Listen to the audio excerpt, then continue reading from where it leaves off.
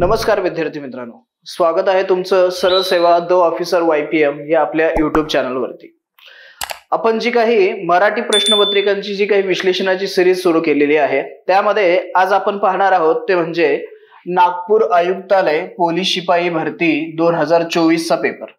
Most of the आपण काय करतोय, पाठीमागचे जे रिसेंट जे काही भरती प्रक्रिया पार पडली मग त्यामध्ये जे काही मराठीचे प्रश्न आलेले आहेत त्या प्रश्नांची संबंधित आपण काय करणार आहोत, इथं त्याचं विश्लेषण पाहणार आहोत। आणि लवकरच तुम्हाला इतरही जे काही विषय आहेत, GS असेल, त्यानंतर गणित बुद्धिमत्ता असेल, याही प्रश्नांचे अशाच पद्धतीने काय होणार आहेत व्हिडिओ या आपल्या YouTube चॅनलवरती अवेलेबल होणार आहेत। सो आपल्या चॅनलला सबस्क्राइब करा, लाईक करा, शेअर करा आणि कमेंट पण करा। आणि दुसरं म्हणजे तुमच्या मित्रांसोबत देखील काय करा, याला शेअर करा, जेणेकरून त्यांनाही या सर्व विश्लेषणाचा फायदा होईल। ओके, चला तर मग सुरुवात करूया जास्तीचा वेळ न घालवता। प्रश्न क्रमांक पहिला, खालीलपैकी कोणता मूर्धन्य वर्ण आहे?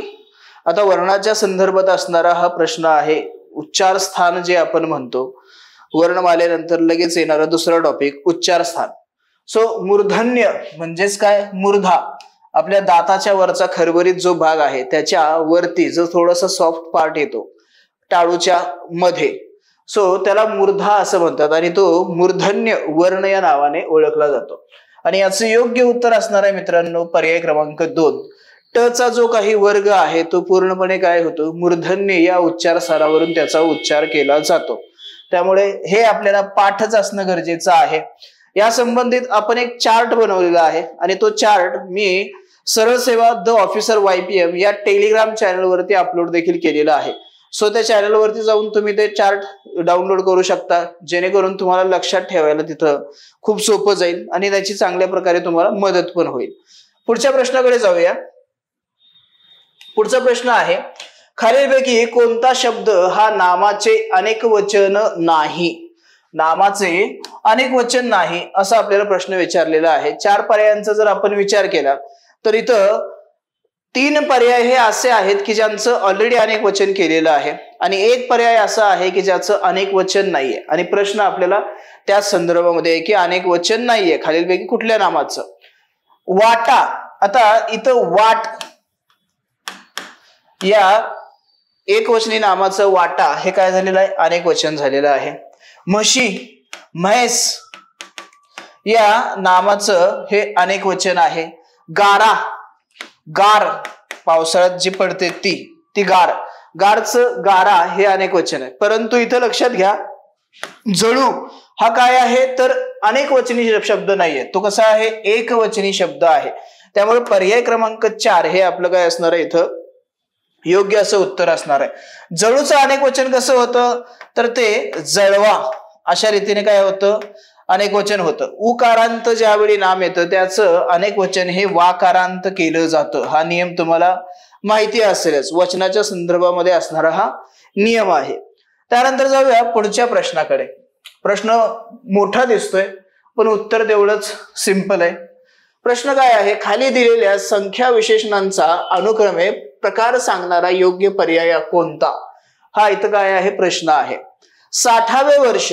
आता ज्यावेळी पहिलं हे लक्षात घ्या की अशा स्वरूपाचे मोठे प्रश्न येतात त्यावेळी इलिमिनेशन टेक्निकचा वापर करायचा, म्हणजे पर्याय तिथून काय करायचे, उडवायचे असतात। सो पहिलं काय आहे, 60वे वर्ष। 60वे हा काय करतो, क्रम दाखवतो। मग पहिला मला पर्याय काय हवाय, क्रमवाचक संख्या विशेषणाचा हवाय। सो पहिल्या पर्यायामध्ये अनिश्चित आहे त्यामुळे मी 1 चा विचार नाही करणार, कारण काय या क्रमानुसार आपल्याला ते शोधायचं आहे। दुसऱ्यामध्ये क्रमवाचक आहे म्हणजे हा माझ्यासाठी आता असेल महत्वाचा। तिसऱ्यामध्ये पण क्रम आहे, सो हा देखील असेल। त्यानंतर चौथ्यामध्ये पाहूया, गणनावाचक, गणना आहे का ते नाहीये, तो क्रम सांगतोय। सो पर्याय 4 पण माझा काय झाला, इलिमिनेशन झाला। अर्धा तास, अर्धा तास, 1 तास, 2 तास हे काय आहेत तर गणनावाचक आहेत। ओके, सो इथं मला या 2 आणि 3 मध्ये आता पाहायचंय, मी 1 चाही आणि 4 चाही विचार करणार नाही, कारण का त्याच्यामध्ये उत्तर चुकीचं हे मला पूर्णपणे समजलेलं आहे। आता 2 आणि 3 मध्ये 50-50 माझा इथं चान्स आहे। ज्यावेळी आपण असे चान्सेस असतात त्यावेळी पण पुढे विचार करणं गरजेचं आहे, नाहीतर अंदाज पंचे दे मारून गोळी असं कधी करायचं नाही, हे लक्षात घ्या इथं. सो अर्धा तास हा काय आहे, गणनावाचक आहे. सो गणनावाचक या इथं मिळतो, इथं आहे का, नाहीये. सो मला उत्तर मिळालं माझं. पुढच्या पर्यायांचा विचार करण्याची ही तुम्हाला आवश्यकता नाहीये, हे लक्षात घ्या. या टेक्निकने जर गेलं तर पर्याय क्रमांक 3 हे आपलं योग्य उत्तर असेल. पुढचेही पाहूया. दुहेरी रंग, दुहेरी रंग काय आहे, दुहेरी रंग तिसरी आवृत्ती, तर हा आवृत्तीवाचक असेल. एक एक मुलगा पृथक वाचक म्हणजे वेगळं केलं जातं, आहे तेवढ्यापैकी वेगळं ज्यावेळी केलं जातं त्यावेळी म्हणतात त्याला पृथकत्व वाचक. आणि काही पक्षी, काही कसं आहे, अनिश्चित आहे. सो अनिश्चित आहे का, हो आहे.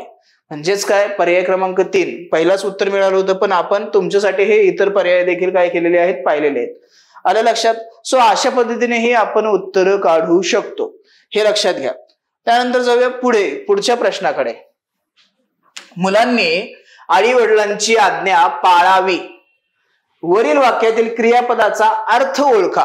क्रियापदाशी निगडीत असणारा म्हणजे क्रियापदाच्या रूपावरून जे काही अर्थ 4 व्यक्त केले जातात त्या संदर्भात असणारा हा प्रश्न आहे. तर आता पहिला आपल्याला काय काम करायचंय, क्रियापद कुठल्या प्रकारचं आहे ते पाहायचंय. पाळावी, ओके, वा, वी आणि वे. ज्यावेळी क्रियापदाला हे प्रत्यय जोडलेले असतात त्यावेळी त्या वाक्याचा अर्थ हा विद्यार्थी असतो. काय असतो, विद्यार्थी. म्हणजेच पर्याय क्रमांक 1 हे आपलं उत्तर असेल. स्वार्थामध्ये काय होतं, स्वार्थामध्ये कुठलाही अर्थ व्यक्त केला जात नाही. जो काही बोध होतो ते फक्त काळाचा बोध होतो, इतर कुठल्याही अर्थाचा तिथं बोध होत नसतो. त्यानंतर आज्ञार्थ, आज्ञार्थामध्ये काय केलं जातं, आज्ञा दिली जाते, आशीर्वाद दिला जातो, विनंती केली जाते, अनुमोदन प्रश्न विचारला जातो म्हणजे परवानगी मागितली जाते. त्यावेळी काय असेल तर आज्ञार्थ असेल. आणि संकेतार्थ मध्ये काय असतं, तर संकेतार्थ मध्ये जर तरची परिस्थिती असते, हे झालं तर पुढे ते होणार आहे अशा संदर्भामध्ये असतो तो संकेतार्थ. त्यामुळं पर्याय क्रमांक 1 हे आपल्या या प्रश्नाचं उत्तर असेल, पाळावी. ओके, ते लक्षात घ्या. त्यानंतर पुढे जाऊया. पुढचा प्रश्न, मोठा वाडा यातील विशेषणाचा प्रकार ओळखा. वाडा आहे नाम, या नामाचं हे विशेषण आहे मोठा. मोठा वाडा, मोठा हे काय आहे हो, संख्या आहे का मोठी, नाहीये, त्यामुळं हा पण पर्याय गेला. सार्वनामिक आहे का, तो, ती, हा, ही, जो, जी असे काही आहे का, नाहीये, त्यामुळं तोही गेला. गणनावाचक, गणना केलेली आहे का, पहिले, दुसरे, तिसरे, चौथे, 6वे, 11वे, 10वे असं आहे का, नाहीये, त्यामुळं गणनावाचकही नाहीये. गुणविशेषण आहे का, हो गुण आहे, गुण दाखवतोय, लहान, मोठा, कडू, तिखट, आंबट हे काय आहेत, गुण दाखवणारे आहेत. सो पर्याय क्रमांक 4 हे माझं काय असणार आहे, इथं योग्य असं उत्तर असणार आहे. त्यानंतर पुढे जाऊया. पुढील वाक्यातील क्रियाविशेषण शोधा. क्रियाविशेषण शोधायचंय. क्रियाविशेषण म्हणजे काय, तर वाक्यातील क्रियापदाबद्दल विशेष माहिती सांगणारा तो असतो क्रियाविशेषण शब्द. त्यामुळे क्रियापदाचा इथं आपल्याला आधार घ्यावा लागणार आहे. क्रियापदाच्या सोबतच याचं उत्तर मिळणार आहे. वाक्य काय आहे, सदा सर्वदा योग तुझा घडावा, तुझे कारणी देह माझा पडावा. वाक्य एवढंच आहे. पुढचं वाक्य पूर्ण केलं मी फक्त. सदा सर्वदा योग तुझा घडावा, घडावा क्रियापद आहे. ओके, आता क्रियाविशेषण शोधण्यासाठी प्रश्नांचा आपल्याला काय करावं लागतं, वापर करावा लागतो. कसा घडावा, सदा सर्वदा घडावा म्हणजे सतत घडावा. ओके, सो पर्याय क्रमांक 2 हे आपलं योग्य उत्तर असेल. सतत सतत अशा ज्या घटना घडतात म्हणजे सतत व्हावं असतं आपल्याला एखादं काही, सो त्यावेळी ते सदा सर्वदा येतं तिथं, आणि याला आपण सातत्यवाचक क्रियाविशेषणामध्ये ठेवू शकतो. पर्याय क्रमांक 2 हे आपलं काय असणार आहे, योग्य उत्तर असणार आहे. त्यानंतर जाऊया पुढच्या प्रश्नाकडे. 2 शब्द जोडताना कोणते चिन्ह वापरतात. पर्याय बघा कसे आहेत. पर्यायावरून तुम्हाला लक्षात येईल की अरे काही मजा असतं. ओके, पहिलं चिन्ह काय, योग्य चिन्ह. असं कुठे चिन्ह आहे का, नाही आहे. योग्य चिन्ह असं नाहीच आहे. चिन्ह योग्य असतं का, नाहीये. त्यानंतर संयोग चिन्ह आहे का, हो आहे. संयोग चिन्ह हे याचं योग्य उत्तर असेल. पुढे योग चिन्ह असंही चिन्ह नाहीये. अर्धविराम आहे, पण अर्धविराम काय असतो, एखाद्या वाक्यामध्ये छोटस वाक्य असेल तर त्यानंतर पुढे कॉमा दिला जातो. ओके, हा असा अर्धविराम असतो. ठीक आहे, सो याचं उत्तर असेल पर्याय क्रमांक 2, संयोग चिन्हाचा वापर केला जातो. साधं सिंपल लक्षात ठेवा. त्यानंतर पुढे अशुद्ध शब्द ओळखायचा आहे. अशुद्ध शब्द ओळखायचा. कुठला अशुद्ध आहे? अनुरुक्त आहे का अशुद्ध? नाही, हा शुद्धच आहे. कूपमुंडक आहे का अशुद्ध? नाहीये, हा देखील शुद्धच आहे. अनुत्तीर्ण आहे का अशुद्ध? नाहीये, हा देखील शुद्धच आहे. मग कोण आहे इथं अशुद्ध? तर हो, आशीर्वाद हा काय आहे? अशुद्ध आहे. का?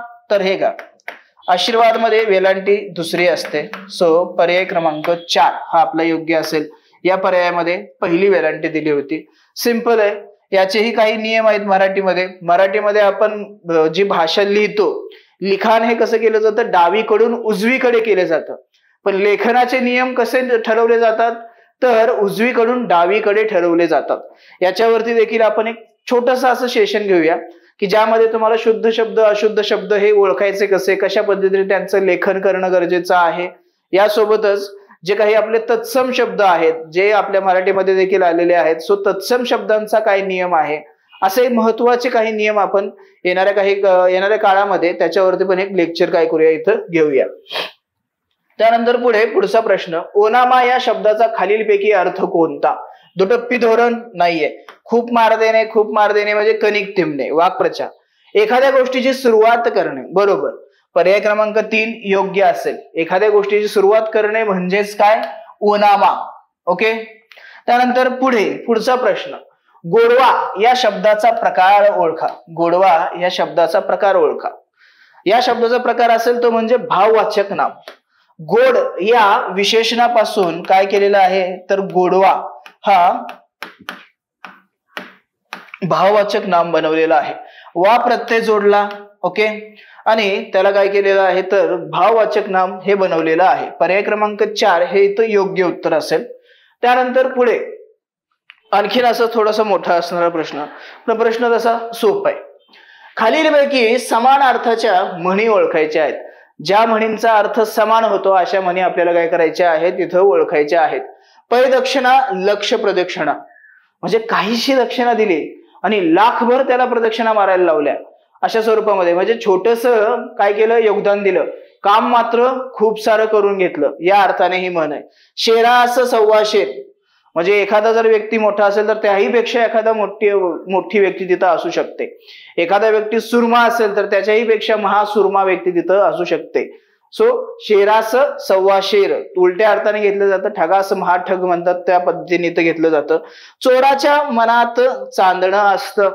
आता याचा कुठं काही मेळ लागतोय का? नाहीये. चोराच्या मनात चांदणं म्हणजे काय? तर चोरी केलेली असेल तर त्याच्या मनामध्ये चुक नेहमी एक काहीतरी हुरहुर लागलेली असते. सो अशा पद्धतीने आवळा देऊन कोहळा काढणे म्हणजे छोटस काय करायचं? आमिष दाखवायचं आणि मोठं काम करून घ्यायचं. 2 म्हणी इथं मॅच होतात. पर्याय क्रमांक 1 परिदक्षिणा आणि लक्ष प्रदक्षिणा, आणि त्यानंतर आवळा देऊन कोहळा काढणे म्हणजे 1 आणि 4 हा पर्याय मला पुढे माझ्या उत्तरात हवाय, जो मला पर्याय क्रमांक 3 मध्ये मिळतोय. 1 व 4 या दोन्ही म्हणींचा अर्थ हा काय आहे? समान आहे. छोटस योगदान दिलं, छोटस आमिष दाखवलं, पण काम मात्र खूप सारं करून घेतलं, असा या दोन्ही म्हणींचा काय आहे? अर्थ इथं आपल्याला पाहायला मिळतो. त्यानंतर जाऊया पुढील प्रश्नाकडे. देवापुढे सतत जळणारा दिवा या शब्दसमूहासाठी समर्पक शब्दाची निवड करा. देवापुढे सतत जळणारा दिवा, जो देवापुढे सतत जळत असतो त्या दिव्याला काय म्हटलं जातं? तर नंदा दीप असं म्हटलं जातं. नंदा दीप असं म्हटलं जातं. लामण दिवा असा दिवाच नाहीये कुठं. लामण दिवा असा दिवा आहे का? नाही. ओके. निरांजन ज्यावेळी आरती करतो आपण, त्या आरतीमध्ये जो दिवा ठेवला जातो त्याला निरांजन असं म्हटलं जातं. समई जिथं अनेक छोटे मोठे दिवे असतात, हा योग्य त्या कारणासाठी वापरला जातो. वेगवेगळ्या ठिकाणी देवाही पुढे लावली जाते, परंतु सतत तेवत राहणारा म्हणजे सतत जळत राहणारा कुठला दिवा असेल तर तो असणार आहे नंदा दीप हा दिवा असणार आहे. त्यानंतर पुढचा प्रश्न, रायगड किल्ला प्रचंड आहे या वाक्यात आलेल्या विशेषणाचा प्रकार ओळखायचा आहे आपल्याला. रायगड किल्ला प्रचंड मोठा आहे, या किल्ल्याबद्दल हे प्रचंड काय करतं? माहिती सांगतं. ओके. आता या विशेषणाचा प्रकार ओळखायचा आहे. अव्यय आहे का इथं? असं वाटतं का की कुठल्या तरी अव्ययापासून ते विशेषण बनवलेलं नाहीये? त्यामुळे पर्याय क्रमांक 1 तरी गेला. विधी विशेषण आणि पूर्व विशेषण यांचा विचार जर केला आपण, विधी विशेषण म्हणजे काय, नामा नंतर जे विशेषण येतं त्याला विधी विशेषण म्हणतात. पूर्व विशेषण म्हणजे काय, नामाच्या अगोदर जे विशेषण येतं त्याला पूर्व विशेषण असं म्हणतात. ठीक आहे, मग आता इथं नाम आणि मग विशेषण आलेलं आहे, म्हणजेच पर्याय क्रमांक 2 योग्य असणार आहे. विधी विशेषण नामाच्या नंतर आलेलं आहे म्हणून ते विधी विशेषण झालं. पूर्व विशेषण आहे का, नाहीये.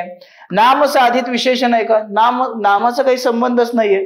प्रचंड मध्ये कुठे तुम्हाला नाम दिसतं, कुठे तुम्हाला असा प्रत्यय जोडून त्यापासून विशेषण बनवलेलं दिसतं, नाही दिसत. ते मूळचं काय आहे, विशेषण आहे. त्यामुळं पर्याय क्रमांक 2 हे इथं योग्य उत्तर असणार आहे. त्यानंतर पुढे जाऊया. पुढचा प्रश्न, खालीलपैकी केवळ प्रयोगी अव्यय ओळखायचे आहेत. केवळ प्रयोगी अव्यय, साधा सिंपल, हातचे मार्क्स देणारा हा प्रश्न आहे. पर्याय क्रमांक 3 योग्य असेल.